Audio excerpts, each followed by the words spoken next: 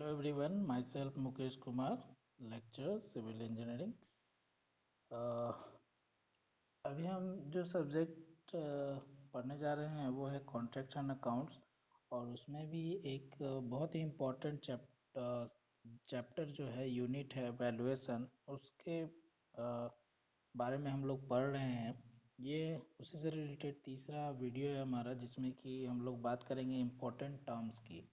इससे पहले हम लोग पहले के वीडियो में हम लोग बात किए हैं कि वैल्यूएशन क्या होता है और उसका ज़रूरत क्या होता है, नेसेसिटी ऑफ वैल्यूएशन के बारे में। यहाँ पे हम लोग पहले बात करेंगे इम्पोर्टेंट्स टर्म्स के बारे में कि क्या क्या इम्पोर्टेंट टर्म्स हैं। उसके बाद कैरेक्टरिस्टिक्स ऑफ वैल्यू की कैरेक्टरिस्टिक्स क्या क्या है। फिर factor affecting the value of properties. So this video contains this much only. Okay, so actually firstly we start with the important terms. So actually there is a three terms: cost, value and price. Okay, so three terms are there: cost, value and price. These all three terms look similar, but they have a different meanings. So first जो है वो है cost, फिर value, फिर price.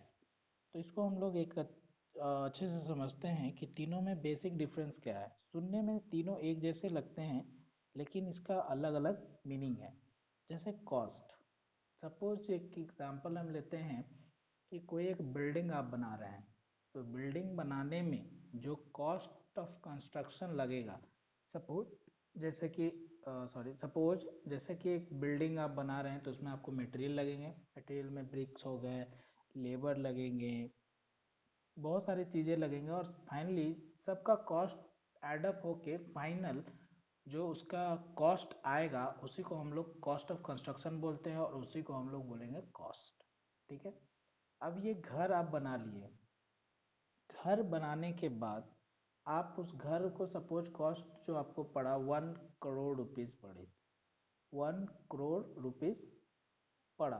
ठीक है, आपको 1 करोड़ रुपए उसको बनाने में लगे। तो ये हो गया आपका कॉस्ट ऑफ कंस्ट्रक्शन। ये क्या हुआ? Cost of construction. अब इस बिल्डिंग को आप सपोज 1.5 करोड़ में बेचना चाहते हैं। सपोज इस बिल्डिंग को क्या कर रहे हैं आप, 1.5 करोड़ में बेच रहे हैं। तो ये जो आप बेच रहे हैं वो हो गया आपका प्राइस। क्या हो गया? प्राइस। जितना में आप उसको बेचेंगे वो आप क्या हो गया? प्राइस हो गया, जो कि कॉस्ट ऑफ कंस्ट्रक्शन से वैरी करता है। इट मे बी अप और इट मे बी डाउन। ये कॉस्ट से क्या हो सकता है? ज़्यादा भी हो सकता है, कम भी हो सकता है। ठीक है। तो समझिए अच्छे से कि आप अभी इसको 1.5 करोड़ में बेच रहे हैं, 1.5 करोड़ में। तो इसका प्राइस जो हो गया 1.5 करोड़। सपोज आप इसको 80 लैक्स में बेचो। सपोज इसको आप 80 लैक्स में बेचो, तो वो हो गया आपका प्राइस। वो भी क्या हो गया? प्राइस हो गया। बट यहाँ पे 1.8 में जब आप 1.8 करोड़ या फिर 80 लैक्स में जब आप बेच रहे हैं, तो वहाँ आपको नुकसान हो रहा है। वहीं अगर 1.5 करोड़ में आप बेच रहे हैं, तो आपको क्या मिल रहा है? फायदा मिल रहा है इसका। तो ये हो गया प्राइस। अब है कि वैल्यू क्या होता है फिर। सपोज आप 1 करोड़ की बिल्डिंग बनाए थे, तो अगर वहाँ पे मार्केट राइज कर रहा है, मार्केट बढ़ रहा है, तो आपको कितना में बिकेगा? 1.5 करोड़ वाला प्राइस आपको मिलेगा, है ना। तो वो हो गया वैल्यू। कैसे वैल्यू बदला? मार्केट राइज होने के कारण। सपोज राइज आपका जो मार्केट है नीचे गिर रहा है, और आपको मजबूरी में 1.8 में बेचना पड़ रहा है। तो वैल्यू में क्या हो रहा है? वैल्यू आपका होगा वो जो मार्केट में अभी आपको मिलेगा। ठीक है, जो परजेंटली एज सिचुएशन, परसेंट सिचुएशन के कारण जो आप किसी प्रॉपर्टी का जो आपको मार्केट में वैल्यू मिलता है, मार्केट में आपको जो पैसा मिलेगा उसको हम लोग क्या बोलते हैं? वैल्यू बोलते हैं। तो यहाँ पे आप लोग समझ में आया होगा कि कॉस्ट, वैल्यू और प्राइस में क्या डिफरेंस है। कॉस्ट जो पूरा